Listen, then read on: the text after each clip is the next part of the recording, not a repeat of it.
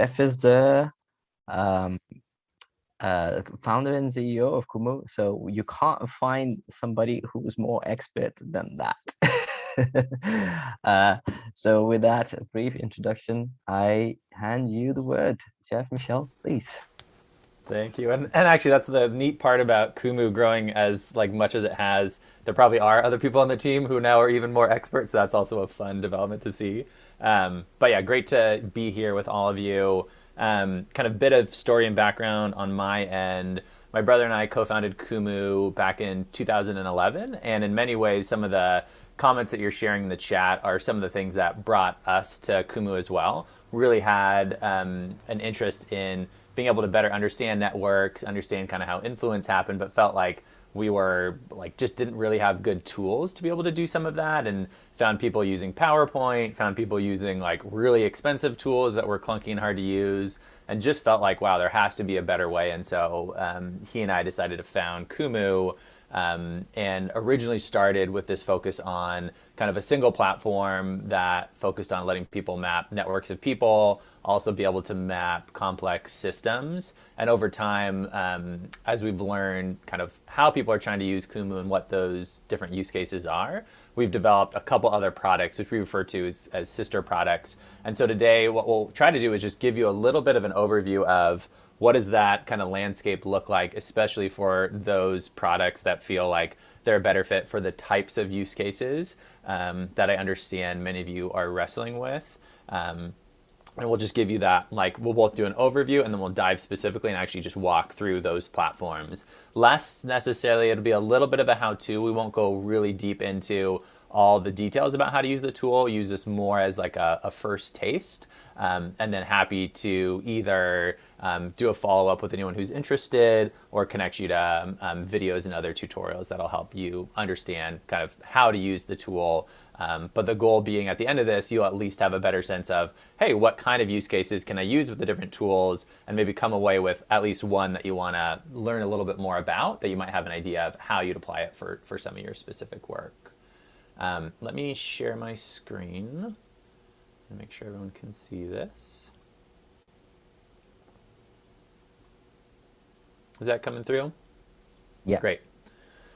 So just a quick overview. So the three different products that we'll walk through today are Sticky Studio, that's the column on the left, Kumu, which is the column in the middle, and then Weaver, which is the column on the right. And so Kumu is the first product that we created. So I'm going to start there. We think of that as like a flexible relationship visualization and analysis platform. And this one, when we started Kumu, right, this is built to really tackle any sort of network or systems visualization that you might need to do, and even just visualization of data more generally that has a relationship aspect to it.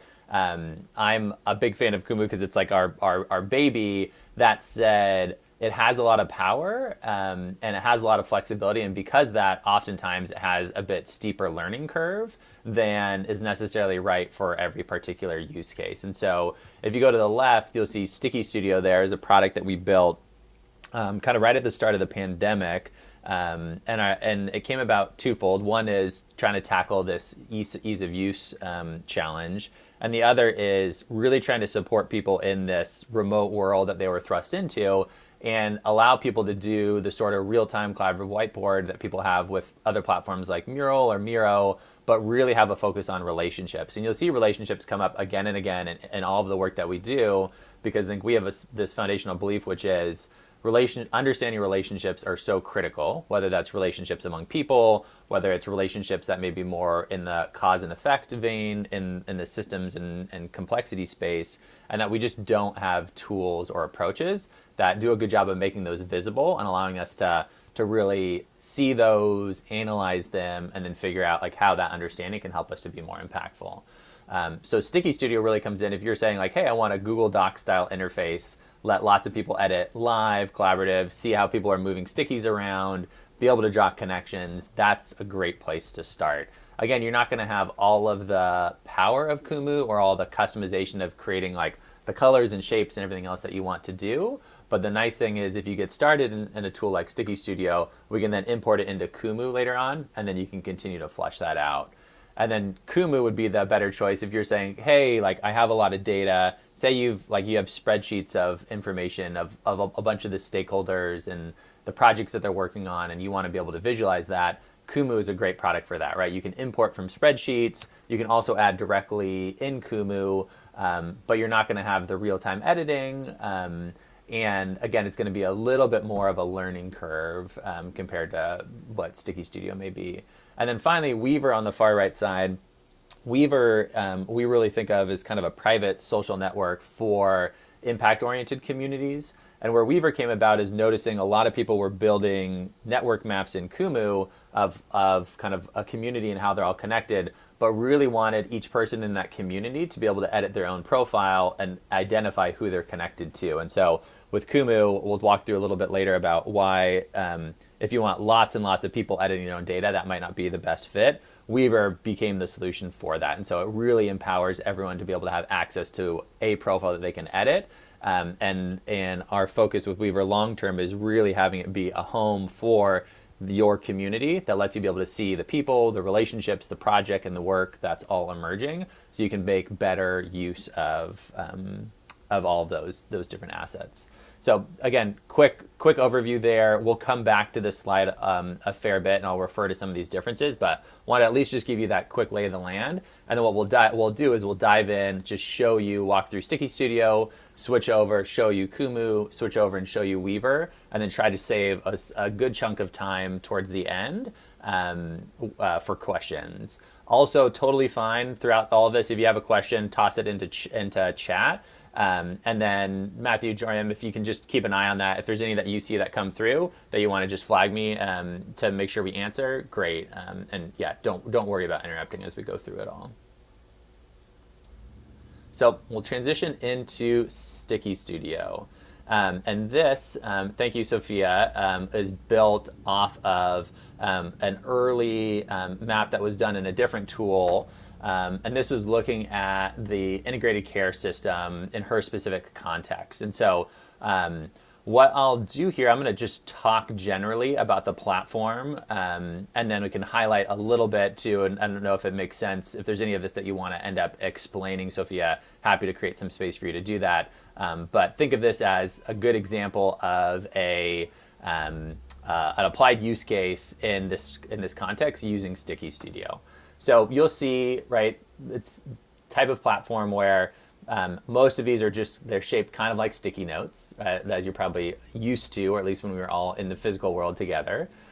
Try to really make sure this is as easy as possible for people to be able to build out a map. And so you add stickies just by dragging over from this right column. You can add content. So this was another stakeholder. And if I zoom in, you'll see anytime you hover over any of these stickies, there's these little connection points, and you can just use this to drag and connect to any other sticky. So the goal being, how do we let people quickly flush out and understand the different parts of either a system or an ecosystem or stakeholders, and then make it really easy to connect them together. Again, just dragging over here from any of their colors, make it super simple to be able to do that. And as you can see, it's like you can still build out pretty complex maps with lots of different interconnections. And so really trying to scaffold this like dirty, messy sense making that gets to a better understanding of one of the issues that you have. And if I sent this link to everyone on this call, we could all be in here together, moving stickies around, editing at the same time. We do have some additional features that really try to help with like deepening understanding with a map like this and kind of going beyond this just first surface layer of like sticky notes and connections. And so for any of these, say you came in here and you were wondering, okay, so tell me like, there's more context around the Essex SBU that's really important. If I click these the three dots, I can actually come and do this profile for that particular sticky note, and then we can actually have running comments here. And so this can be a great way if people said, hey, like I'm confused, like tell me a little bit more about what this is about, or here's some really important context that we want to make sure we know about this SBU, this is a great place to be able to add it. And again, fully collaborative. People can add comments here. They can reply to particular comments, so it can actually be threaded, but really trying to scaffold some deeper sense making on top of this sort of network visual. We also, too, you may experience, if you use some of the other real-time whiteboards, there is this like approach of using voting. And so sometimes that's around surfacing key ideas. Other times, especially with a stakeholder map, it might be a conversation to say, hey, who are the most critical people that we should focus our time and attention to further engage? And so voting works, try to create it just like it does in the physical world, where like you have the concept of almost like a sticky dot, and anywhere you drop that sticky dot ends up counting as a vote. So you can see it kind of sticks with the more organic feel that you would have using sticky notes, but then we can still come back and actually see an aggregated result of the counts of where those votes have happened across the map. And so again, just another way to be able to allow a group to get a better sense of, like, however you might use voting. Again, on the stakeholder map, it may be more about prioritizing time and attention. On other ones, I'll show you an example where we use this for our own like internal processes. It's voting on ideas, it's voting on things that we want to make sure that we're carrying forward. This map, right? So what we're building out here, I mentioned this can import into Kumu as well. So just kind of hold this use case in your mind, and then we'll come back to it again to give you a more direct comparison of what this sort of thing looks like in Sticky Studio versus what it looks like in Kumu, and what else might be possible in Kumu that's actually not possible if you use Sticky Studio for this approach.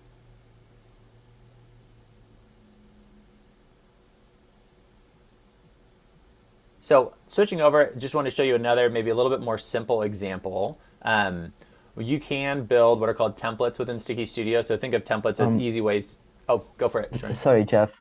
Just before we move on, I was interested to see if Sophia has any comments to add there, any insights or any explanations, because, it's your map after all. Maybe there's something there to be added. I guess the advantage of seeing it in this format as against to the Miro function, because that's where I built it, because I just needed a visual to see what connections I can make, because there were so many of us on on that list. So I guess what really attracts me now is that the three dots function that you can add, and you can see the accumulation happening on the sticky function, which is different, to which I can't do on Miro. I've got to physically do that. So I think the analytics that sit behind each sticky node is, I think, a useful function to see the connections. So at the moment, I have color coded them. So I guess I wouldn't have to color code them, because the color code was in my mind a way to structure people into the different sort of functions or roles that they might play in making those connections. So I think from that perspective, it's quite nice to see that you don't need to have them different colors. You can have color, but you can also have a narrative behind as to what it might indicate for somebody who might not know what it means. So I think it's definitely one step above Miro. Yeah, and it's a great, your point there, and that'll be one of the differences we highlight when we go into Kumu, is there's a bit of a profile here within Sticky Studio, right, where you can have the comments. When you go into Kumu, you actually have a custom profile where you can add like customized fields and field values for each element and the connections as well. And so that like takes you to another level in terms of what's possible. And that oftentimes we'll see either it's a different kind of use case that people go like, one, they have all that depth and detail, and so they know they just need to start out in Kumu, or they, even if that's the case, there might be an earlier brainstorming, which is like, hey, let's just get the rough sense of who's involved, and then let's pull it into Kumu, and then we may add more data over time, or may even use like a spreadsheet import to be able to pull that data in. So can I just ask a question that Yep. can you give access to the sticky note board to others to add their details, the very basic details, and make their own connections, or is there a holder who does that? So how does it work in real life? Yeah, so this basically, anyone that you share this link with ends up having full edit access to the map. So they could drag on their own stickies, they could draw their own connections, they can move things around. There's certain pieces of this that you can choose to lock. Usually that's done more in some of the the template structure of, if people have used murals before where they have like a box of where people are brainstorming, that sort of stuff can be locked, but then again, it can be unlocked by others. But really, yeah, the spirit is having it be collaborative and participatory in terms of building out the map together.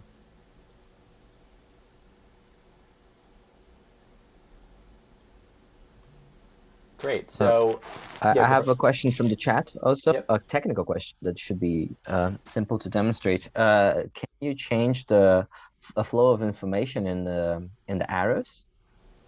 Yeah, so you can like you're basically creating a new arrow again. So it's like if it's going this way and you wanted another connection coming back, right? I'm just creating a second connection back this way. Although, like that said, that's how you do it now. We'll be releasing like a new toolbar that lets you be able to change direction, so you can have either like an undirected or both ways. So some differences coming on that.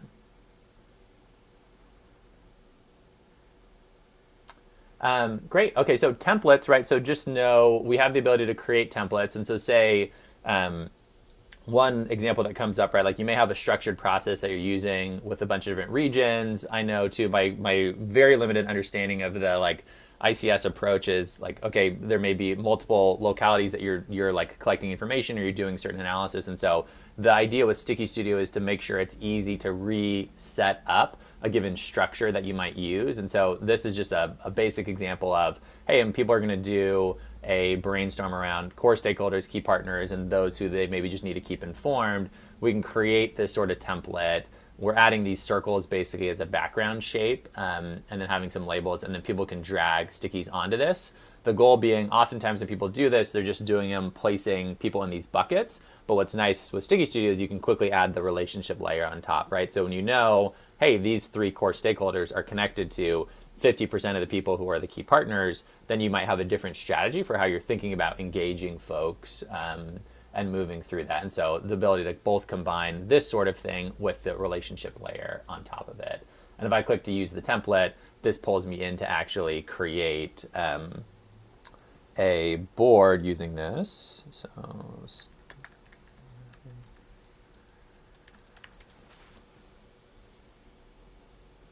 and then now I'm here, so I can actually start to create those different connections. I can edit this. I can add other content to it. Wanted to also show you just briefly, like, so this is an example of Sticky Studio live in the wild for our internal planning processes. So we use these for retrospectives, like what went well, what could do better. But you'll see, right, a good example of like the messiness of voting, but allowing us to be able to do this to prioritize. And then you can add some of these background shapes. You can add some of the rectangles, you can add circles to create structure for how you're collecting those ideas. And then we have connections drawn where certain ideas may be related to each other. So try to create, again, our focus has been more on the like stakeholder systems map, but as we created the platform, we realized it was like very valuable for all of our own internal processes. And so use it as a general whiteboard as well, in a way that helps us try to find connections among some of these. I'll pause there, and then the next thing we're going to do is shift into Kumu. Any other questions just generally about Sticky Studio before we switch gears and show you a quick example of what Kumu looks like? Yeah, Jeff, there's actually two questions in the chat. One from Kristen asking if you can indicate that connections are one direction or if they're mutual. And the other one, if the relationship lines can be made in different widths to show strength of connections. Yeah, and so that first one, that was the example with the toolbar. Like we'll add support for that where you can shift directions to do like both arrows or mutual. The different widths not possible within Sticky Studio, but again, great example of like great transition into one of the reasons why you might use Kumu is the ability to add things like strength of relationship and then see some of that visually on the map. Matthew, you're coming off mute to say something? I was just going to read out one of the questions, actually. I can see another one from Olivia as well, asking whether it can be used for strategic conversations. Yeah, I mean, my general answer to that, not knowing kind of exactly what you mean by that, would be yes. That's kind of how, when you think about even some of like this board example, like priorities, what are certain things we need to focus on, how are those things connected, better understanding that flow, like that for me is where Sticky Studio is really powerful. And then especially with the commenting layer, the ability to have some of that depth behind those conversations, because that's one other experience that we've had is oftentimes these visuals, if you just stops at this like first dimension of just stickies and connections, they lose a lot of the richness of the conversation. And so focus in being able to include some of that along the way, so that someone else who might see this later on has some of that context carried forward is really, really valuable. Yeah, I suppose I'm interested in how you've done that. I just, if there's just one like small example you could show how you've linked those ideas, because I'm sort of familiar with the idea of like developing some themes and that kind of thing, but you seem to have some interesting connections here, and I was just wondering how that strengthened your strategic thinking, I suppose. Maybe just one small example. Yeah, I mean, so this one, these like tactically, these are more around like features which are related to each other. So it's about like, oh, hey, interesting. If we were gonna then have a certain priority here, right? Like design work on homepage, these are some of the things that might flow into it, or these are some of the things that might be made possible. So it's a bit of a sequencing effect that these end up having. Right. Or like, hey, if we did this, this makes these other three things possible. And so sometimes that even is true across products. That's how it comes up more in our specific use case here. The more general strategy would be like some of the systems mapping examples that we do, and I can show you an example there, especially in Kumu, which would just be fleshing out like, again, what are priorities? If we pull on this thing, what else might change, and where might we think about intervening? That like hosting that kind of conversation on Sticky Studio is possible, on Kumu is possible. So yeah, I'll pull up an example on the Kumu side that makes that a little bit more clear. Thank you. Thanks very much. So remember this example, right, of this map built out in Sticky Studio, and then I did an export, and we can pull that into Kumu, and so this is Kumu. So a little bit different UI, right? It looks a little bit different as well. The way to think about it, right, you're still seeing like circles, right, circles instead of the squares, but the stickies basically become what we call elements in Kumu. I can click on any of these, and as I click on them, this left side changes to be a profile. And so this is a little bit similar to what you were able to see when you click the three dots, but a lot more structure around what you might actually be tracking for any particular element or connection on the map. So I can come in here and edit this and add like a description of, okay, what is the SX SPU? What is some background information? What's the sort of context that you'd want anyone who wanted to know more about this to see? And then below here, we can add other custom fields. So for example, there might be contact information, there might be location, it might be services offered, and you can create these new fields. So if I just click like new field and add location, I can create this, and then now that field is available across any of the different elements that I have. And so the process in Kumu is really thinking about what are you mapping, right? Like what are the different circles on your map, and what are the connections that we want to visualize, and also what information about each of those things is really valuable for us to have, either to be able to search, or like some people mentioned, connection strength, right? Like if you wanted to know where there's strong connections and where there are weak connections, you could add a field which was strength of connection, and then be able to start capturing that. And when you first add it, it's just done as just like a basic field where you can add any value you want. But if you wanted to actually say, hey, I think we should have this limited to particular values, we can come in and then have actually people pick from like an actual list of values. So if I come here and say this should be like low, medium, and high, right? That's one way you can think about doing strength. When I click save, if we come back and edit this field, you'll now see that that's available as options. So I can pick between those options. So what you're basically doing with Kumu is this ability to actually bring like almost database type rigor on top of an element and connection map. And you're kind of like limited only by your imagination and how much like pain you want to put yourself through in terms of how much data you're collecting for any given element or connection. And what we try to have people do is really think about what's actually going to be useful. What will someone use to search a map? What will someone use to change the like visual decorations of a map on? And anything that falls into those buckets is usually a great thing to track. But you can definitely go overboard. So our focus for people is just, really try to be mindful and know there is definitely a burden of upkeep depending on how many different fields that you end up adding in. Some other visual differences, right? You'll see like we can bring in icons in here. We have circles. We have different shapes that we can use. Again, this is just meant to give people a little bit more in terms of like what you can do for visual distinction about the types of things that you're mapping. And you can also like change size and have that all driven based on some of the fields that you're storing. One other note too, I'll show you. We talk about this as both like a visualization and analysis platform. When you start to do the network mapping, there's a whole science around what sort of calculations can you run on top of a network to get a sense into who might be more influential in that network, who are maybe key people to reach out to or to connect with.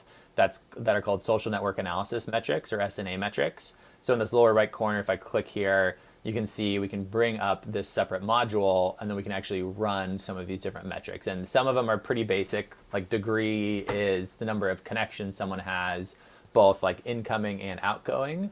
Whereas something like betweenness is a bit more complex, and betweenness is actually looking at the overall structure of a network, finding out the shortest path between any two people all throughout the network, and then you're basically getting ranked on like how many times any person is lying on the shortest path between like any possible combination of two people. So I'll show you an example of that, and also give you a quick preview of how Kumu can also change. So this is that same map, but what we've done in Kumu is said, hey, we're not worried about our like the positions that we've manually placed in, like we've done in Sticky Studio. We're actually going to let Kumu tell us how the map should be laid out based on the structure of the network. So you'll see it kind of flows, it moves around a little bit. Sometimes people love the organicness of it. Sometimes it's a bit of a headache for people because they have to readjust to like where things are on the map each time. So you have to weigh what is the right choice for you in Kumu. But once we do that, we can see a little bit more of that organic shape and structure. And then we can run the network analysis metrics. I've already done that for these ones. So you'll see if I click on any of the people, we have different values here for betweenness and degree. And then Kumu makes it easy to like highlight those numerical values using these color by or size by fields. So if I said, hey, I really want to see who are the people who have the most connections, if I click size by degree, now we're automatically seeing those size of those circles change by those values. And so in this case, right, Kamalika has the most connections. Inder also has a high number of connections. And so degree is like an easy one to look at, but isn't always necessarily the most strategic, right? Because it's not factoring in the structure of the network. Sometimes it can be seen almost as like a little bit more of a popularity measure rather than who are sitting at really like critical points within a network. So if I instead change this to betweenness, you'll see this all shifts. And part of it is like these SBUs are shown up as key, right? Even though you may be doing this analysis more of the map that was just among people, but these sizes change, right? And someone like Inder, who was previously really big, is no longer. And you'll see Kate here, Kamalika still shows high. And why that is because those people, right? Like if Kate dropped out of the network, you're losing access to all of these other people in this corner. Whereas if Inder dropped out of the network, there's a couple other chains that you could use to be able to get to the same connections that Inder has. And so it's a neat way to be able to get some insight into a more complex network that you might not have otherwise. And so again, this is a good example of like there's a lot of power there. There's a lot to like understand and a lot of just like background knowledge needed to make sense of that. And that's another just distinction of like, we don't offer those sorts of metrics within Sticky Studio. Sticky Studio is much more on the making sense of the structure. But if you're going to be doing this sort of analysis, you're either exporting into Kumu or using Kumu to begin with. You'll see also I'm in here, right? Basically the way it works is we're creating like custom decorations. And so like Sophia had mentioned, like, hey, like I use color strategically in that other map to be able to indicate like certain things. And so in this case, right, like orange was service directorates, the green were leaders that were connected to the ICS, the yellow was the core CI team. And so when I pulled it into Kumu, what I did was actually came back and then added that using the profile fields in some way. So I added service directorate as the element type, right? So now we actually have that data in here, and it's not just coming in and saying like, this one should be orange. With Kumu, you're actually creating data-driven rules that basically say, hey, anytime that the element type is service directorate, set this color, set it as orange, right? So you can create a number of rules that are driven on data that's stored on those underlying profiles, and it just creates a lot of power. It also makes it really easy to change. Say we're like, you know what, for some reason orange is a terrible color, we need these to be blue. It's really quick to then update that definition and then have those changes ripple across, rather than having to go through and update all the colors one by one like you would need to do in a Sticky Studio or other platform. And again, this is also possible. We don't have the connection data around strength in here, but you could change size of connection. You can do dotted connections as well. And connections can have labels also. So if there's some context you want to see visually on the map, you could then come here, click, and add a bit of that context, and it'll actually show up on top of the connection. So that's sometimes something that people will do, depending on how much they want that like visible on the map versus how much you just want people to be able to click through and see some of that context here on the profile. Another part of Kumu is kind of just like how we help facilitate not also getting overwhelmed by a map like this. And so you can imagine when people like this, I'm sure will grow bigger and more complex as you all are creating these maps. But it's not always like ideal to start with like, wow, the entire map is shown all at once. So we have some features built, both what we call presentations, which allow you to do kind of like a scripted step-by-step unfolding of a map. And so an example of that here is this one. So this is built based off that map within our tool. And what it allows you to do is actually do a bit of a scripted unfolding. So we can start, right, just maybe with this core focus and explain this part of the map. I can create another slide which walks out one more step. If at any point someone had a question and wanted to click on any of these, you can still bring up this profile. So it allows this flexibility of both having kind of a more structured walkthrough of a map, but also being able to get to that additional detail for any of the individual things that show up on that map. And then basically what this is doing is it's letting you unfold and bring more and more content in at a time. So you like hopefully be telling a story, kind of including that narrative. Oftentimes people will walk around regions of a map to kind of let people have a mental model of like, okay, as I look at this big map, here's how I hold like these 6 regions. And then that allows people to actually step into the detail without getting lost in the overall picture.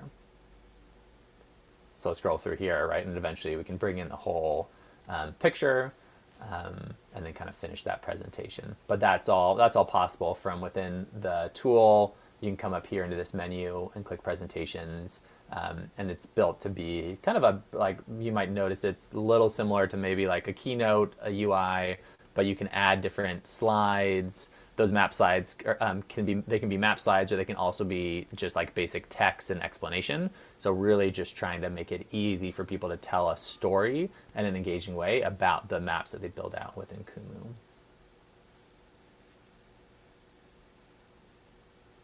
And so just start thinking about any questions you have for the Kumu context. I'm going to show you 2 other related maps just to give like a little bit of a different sense of what else people do in Kumu. This is one that was done around really looking at like birth through age 8 in terms of overall stakeholder landscape.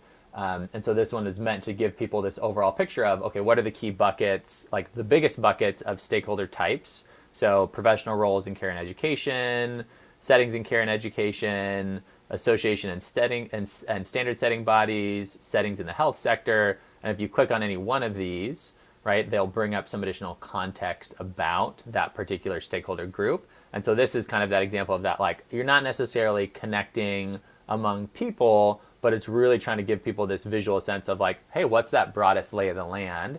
And they've used these connections here to give a general sense of how do these buckets of roles interact or not right now in the system.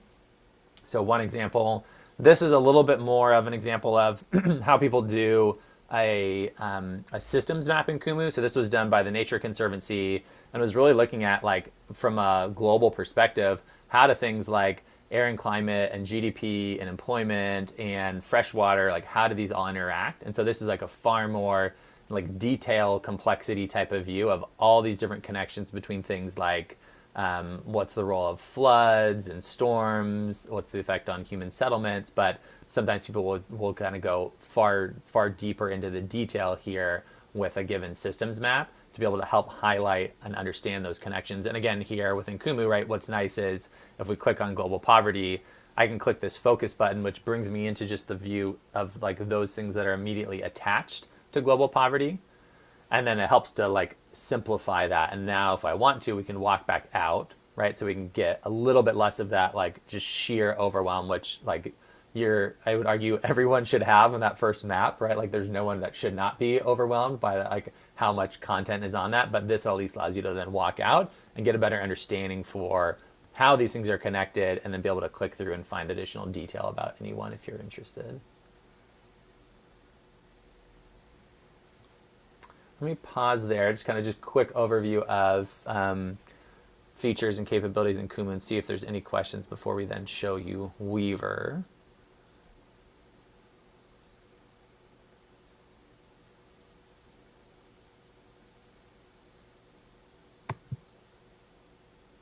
There was a question, why might I choose to use Sticky Studio above Kumu? Yeah, so that one for us is really around the like live participatory editing, right? So like the Google Docs style, we want to be in a document together. I want to see your cursor moving. I want to see you add content at shift around the board. That's possible in Sticky Studio, and it's not possible in Kumu. So you can collaborate on the same map within Kumu. The way it works is basically we'll show a little icon that like there's been 6 changes, but you have to refresh your page to bring those in. So it's just a different spirit of collaboration. You're less working on the exact same thing, and you're more working like in parallel together and bringing those changes in. Or when people are using Kumu in that way, oftentimes we'll just see them working with Kumu up and like a Zoom, and someone's sharing a screen and you have someone driving it, but it's a little bit more like editor owned in Kumu, whereas Sticky Studio is a bit more like everyone is an editor.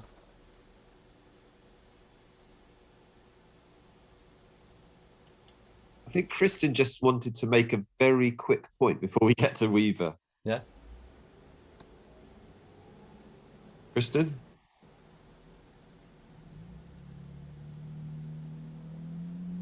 Are you there, Kristen?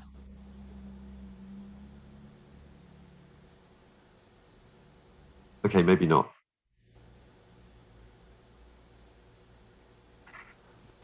Wonderful. And again, too, we can circle back on any of those. So Weaver, right? So we mentioned before, Weaver, the difference is, say on this ICS example, what you're actually wanting to do is to have Andrew come in and maintain this profile and any relationships that are connected, right? Or same thing with Tina. You're not wanting an editor to do this. You're not wanting it like centralized in a particular person. And again, too, like you could have other people come in and edit this map. But when I invite someone in to be able to edit a map, in Kumu, you have edit access to the entire map and that underlying data. There's no concept of like, I'm just going to give you access to update Tina's profile. And so Weaver is built differently. Weaver is built on this model of having profiles that then are assigned to particular people. You can still have admins which can edit all of the data, but that's kind of like the core architectural difference. And then the focus with Weaver is really creating more of a home and a community for your community, right? It's this focus of like, can we capture the people information, the profile information, and the relationship information, and start to harvest some of the projects that are going on in a way that lets people sit more in this like flow of information coming through a community. So you know what people are working on, there's less duplication of effort, you can get connected to compelling things, like understand where people are having learnings around projects, but really create a platform around doing that. I had mentioned private social network. Again, it's not like each data is specific to the community you create. So we have this Weavers and Shapers communities. There could be a particular you could create one for the Q community, right? There could be a Q community, Weaver community. There could be a community around a particular ICS that might get created. Anytime that's done, that's like that data is siloed and owned by that community. It's not rolled up into any other kind of data set that we have as Kumu or as Weaver. Once you're in here, right? So this is kind of a homepage showing like activity, what has happened recently, and then we try to highlight what are some of those common interests. So each person's profile, we encourage people to list like, what are you interested in? And then you can click through. So say I'm interested in those that are focused on equity. If I click on equity, this will then highlight the subset of people within this community that have that as an interest area. And then I can also toggle into the network view if I want to, and see not just the list of those people, but actually see what connections exist right now. So like interestingly, 2 of the people focused on equity in this community have relationships with each other. Everyone else isn't connected at all. So it's a great opportunity where if you're sitting and you notice this, it's an opportunity to say, hey, let's pull together a group of people around equity so we can start to see what projects might be coming out of this interest. Or like maybe at least saying, hey, if there already is connections between these 2 people, how can I create an introduction to someone else that's on the periphery here to make sure we're starting to build this tighter, more cohesive network. And so really trying to lean into both tapping into the collection of this network data, but also make it far more actionable about how you might use this within your particular area of interest. If I keep scrolling down, we have projects too. So like think of projects that are a way to capture the work of a network and who's involved. So if I click on Sticky Studio, right? So we've added Sticky Studio as like a project within this community. You can see we have a description. There can be their own kind of interests and tags for any given project. We can add updates. And so the intention here is to let people use updates to share learning across projects. And then you can see who's involved, both as leads or as collaborators. And so think of this as basically a way to more crowdsource this information. So anyone can add a project, anyone can like indicate either what project they're on or who else is on that project. And you can start to build out this understanding of what does that ecosystem of projects and work look like for a particular community. Let me show you that again here, right? So if I was searching and I shifted into this project view, I could then toggle into the network view here and see not how people are connected, but instead see how people are connected based on the projects that they're working on. So those circles that have kind of that blue outer shadow, those are projects. And then we start to see who's in interesting positions based on the overlap of which projects they're a part of.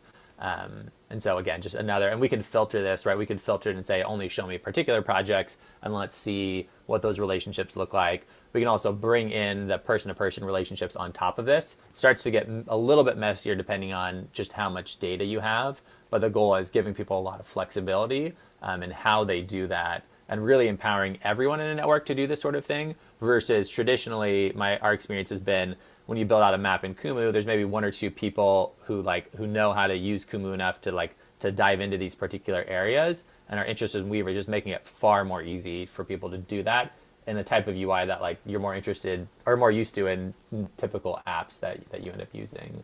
One thing I didn't mention too with Weaver is it's available as an app, so you can download it on your phone, but you can also access it via kind of any browser. So flexibility there. The benefit of the app is you start to get kind of push notifications and other things that might build more engagement as you're using it. Let me run through a couple pieces here and then I'll stop in case there's any questions. But we talked about the profile. So this is an example of a profile within Weaver. I can edit my own profile. We also have offers and needs. So these are paired fields. So we'll actually compare what's in someone's offers field to someone else's needs and then do automatic recommendations based on when we find a match. And then also all of my relationships. So relationships, when you indicate them, can have strengths and you can pick the strength of those relationships. So if I come here and click edit relationships, I'm taken to a screen to be able to list who's here within this community. I can see anyone new from when I last saved these relationships. And then if I click through and I click next, I'll be taken to a prompt to list the strength for any one of these relationships. And you can customize these so you can make sure it's something that fits within your particular community, but really making sure it's easy for everyone to be able to do that. And then the profile is a similar just like experience that you're used to from anything that you've had a profile on in terms of other platforms. And you can customize these fields as well. So you're not limited to what we think is important to track. It's really focused on, hey, what's most critical for your particular community. Also have messaging features as well. And so these are pretty robust in hoping to support whatever conversation is needed across a community, and also letting people create topics so that you're not drowning in the noise. So you can subscribe to a particular topic, like maybe it's based on a sector or an interest area, and just get notifications for that subtopic. And then finally, these are weaving prompts. And so these are basically both automated and manual suggestions that we send out or that someone else has sent out manually to help weave a stronger network. And so this one says connect with Graham. If I click learn more, I'll find out it's because him and I both share complexity and systems thinking as interests. And so what are some of these ways to do little nudges that might over time create a stronger, more connected network? And I can also do a manual prompt instead. So if I said, hey, I think Aiden and Aldo should really get to know each other, I can then give a little context, and I can choose to either send that to both of them or for one of them individually, and use Weaver to almost just structure some of these like introductions and matchmaking that can be so powerful within a community. So now that's a lot, but let me stop there. If there's any questions about Weaver generally, or just on any of the other platforms and the differences that we've walked through so far. Let me use my facilitator hat and pull a question that was asked about Sticky Studio half an hour ago, but I was waiting to ask about the 3 platforms. What about it? Are they free to charge? Is there a subscription model? How easy is it to just click and play?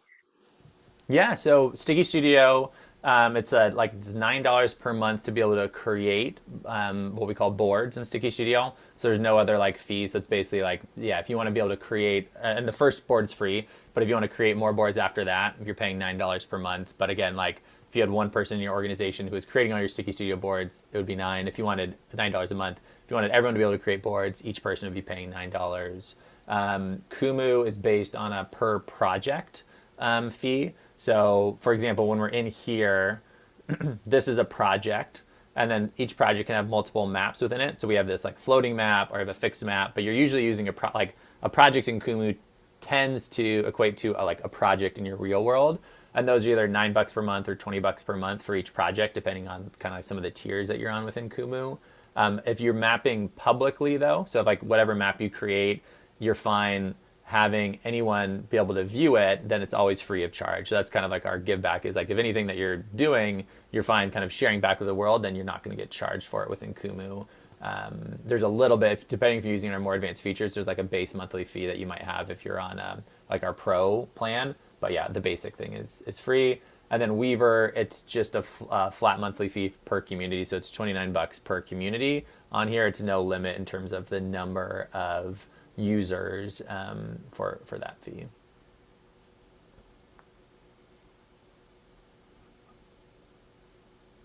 Cool, thank you. Prices in USD, right? Yes, USD. Okay, just checking. Folks, would anybody like to unmute and ask a question?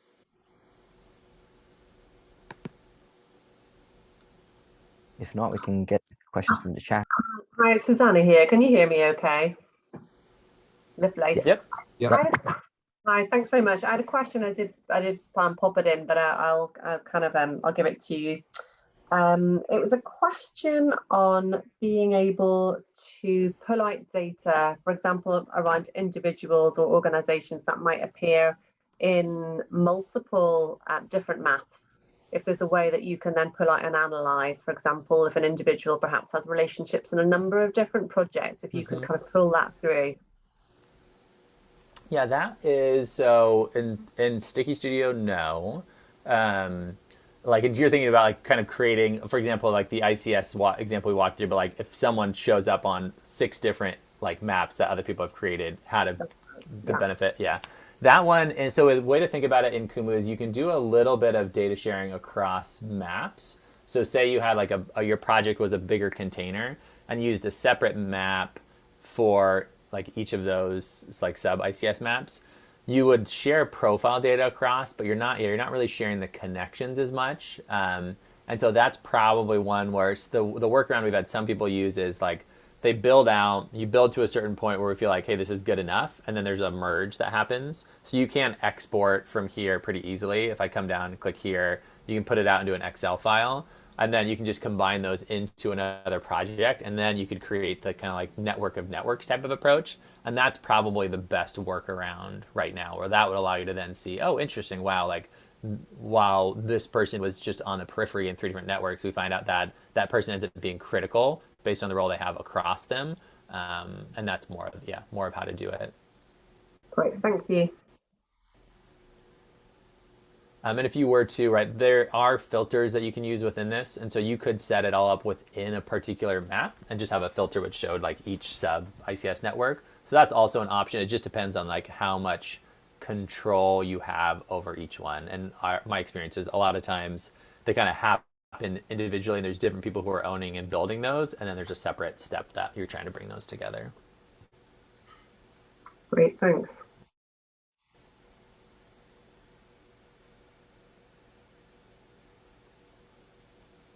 Anybody else, folks? Speak up. It's time. It's time. I saw some people ask about how do these get like included in other websites? Like oftentimes people either share a presentation or they share like a share link, which allows you to just get access to a view-only version of the map. You can embed them also. So some people will put it on like, if you have running a leadership program, people will put a map of like how people are connected, or people will embed like a systems map, understanding of like a particular area that they're working on. And so that's all possible as well. Again, if you do that, it's going to be like visible to wherever you end up doing that embed. But just Kumu offers that support, not Sticky Studio. There's another, the question of what recommendations for someone new to Kumu. When you're getting started, I'd say the focus is, it's like build structure first. Then you get like what you can do in terms of decorations ends up being things that can kind of have people get lost. But if instead you're focused on like, how do I build out the structure of the map of like, what are the circles? What are those connections? That allows you to like get going a little bit more quickly.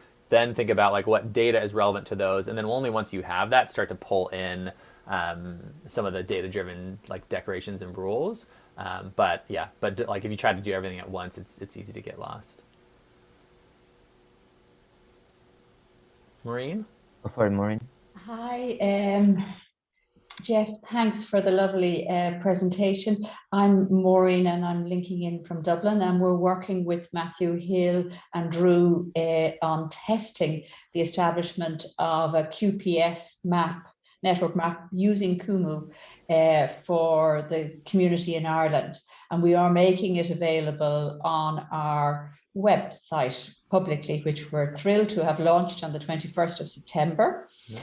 And we have 156 members on it now and 330 connections, which we're also delighted for. And my specific question is, have you any tips for us on how we encourage people to go through to the final stage on the SumMap survey, which is to identify their connections? We've quite a few people on the periphery who have kind of done 1 and 2, their characteristics and their interests, but haven't put in their connections. Yeah. Thanks for that, Jeff. Yeah, I think, I mean, like part of it for me is thinking about incentives there, right? Of like there's both the like just reminder nagging type of approach that like, as when we've seen it done to like more like closer to 100% completion, like there's just like a ton of follow-up that people end up doing to be able to get that.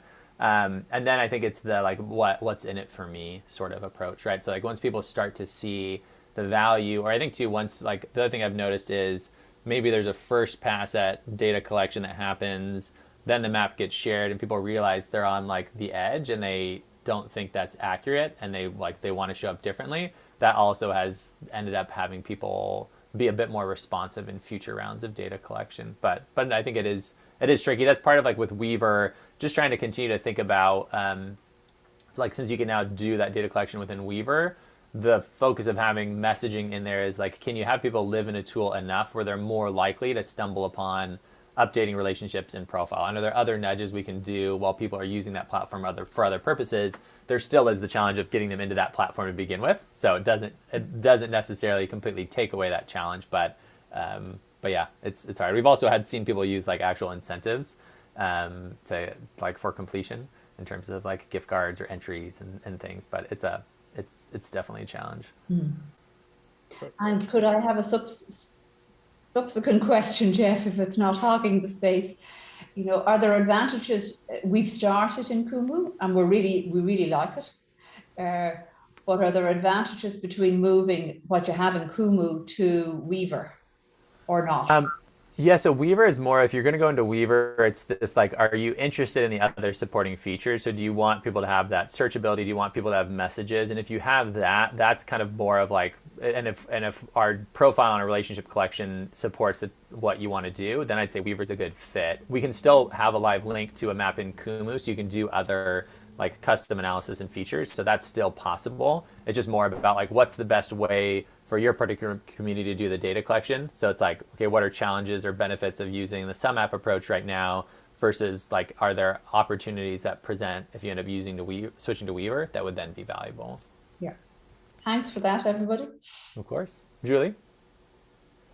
Yeah, I was just going to say in response to that, but how do you get people? Sorry, Drew. We had a system of hands raised, and Julie was in front of you.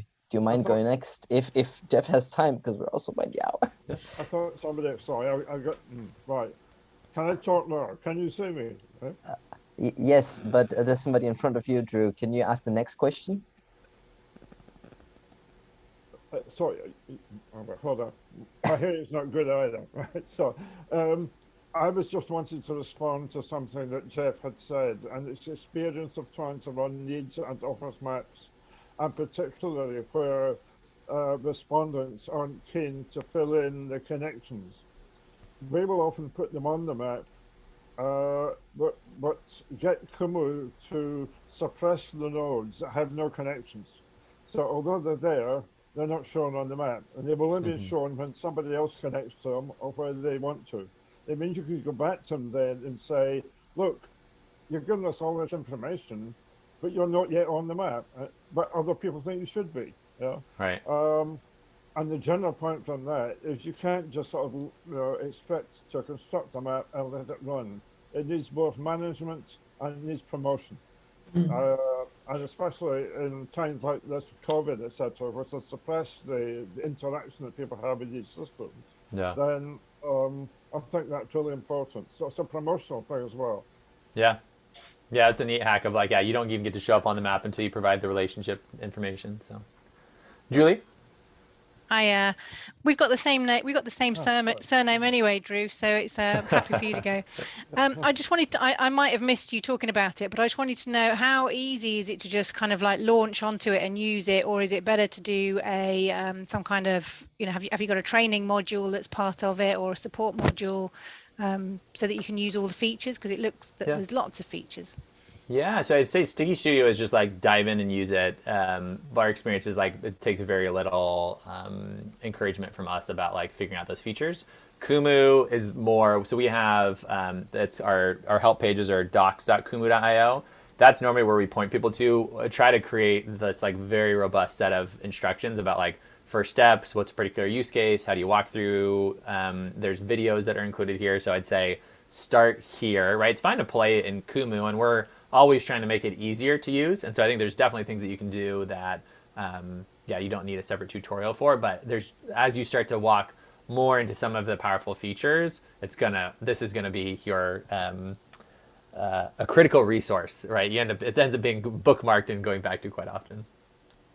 But for example, Julia, like if you said, hey, here's the particular use case, it's often good for just like send us a note, and then we can at least give you like, hey, okay, great. Here's 2 other maps that you could look at, and they give you a better sense. Or like based on that, think about bringing like a spreadsheet import, and here's a rough structure for how you do that. Just so you have a better idea, and you aren't trying to think about creating that from scratch.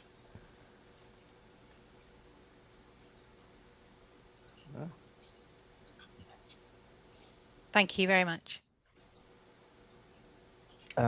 Grand. We're past the hour, Jeff. I'm a bit worried that we might be taking your time. No worries. How's the time over there? Good. Maybe one last question? Sounds good. Anybody want to raise their hands?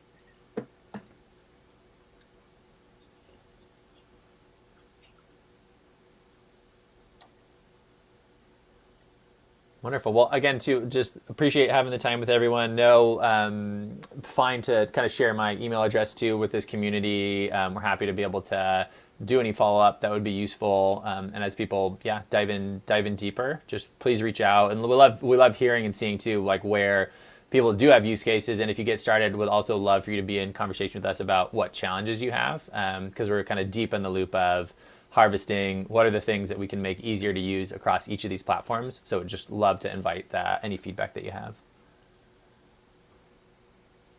Okay, thanks very much for this whole introduction, Jeff. That was super, super helpful. And again, thank you so much for using Sophia Modi's example with the tools.